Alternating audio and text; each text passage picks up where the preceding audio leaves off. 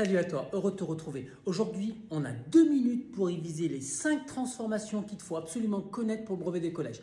On va commencer tout de suite. On va commencer par la symétrie axiale que tu as vue d'ailleurs en 6e.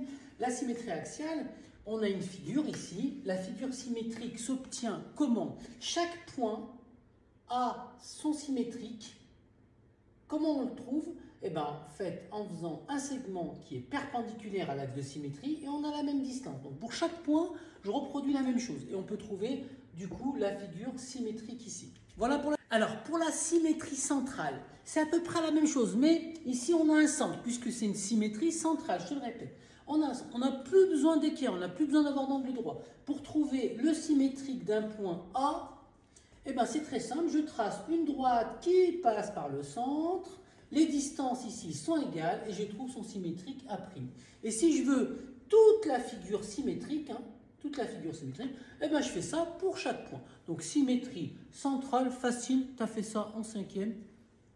Pour la translation, c'est aussi assez simple. Mais il faut qu'on te donne un déplacement. Donc, par exemple, ici, on te dit, on a un déplacement qui va de A vers B, donc c'est notre déplacement. Hein.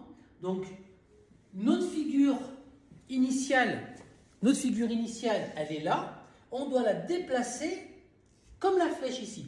Donc on regarde la flèche, on doit la déplacer de 11 carreaux vers la droite et de 5 carreaux vers le haut. Donc par exemple, si on prend là le bout du nez, eh bien on va compter. Ici on aura 11 carreaux vers la droite et on va monter de 5 carreaux vers le haut. Ça permet d'avoir ce déplacement qui est défini dans l'énoncé. Ça, on te le donne dans l'énoncé, hein, si tu dois reproduire ça. Et on reproduit ça pour chaque point significatif du schéma. Donc, une translation, c'est super simple.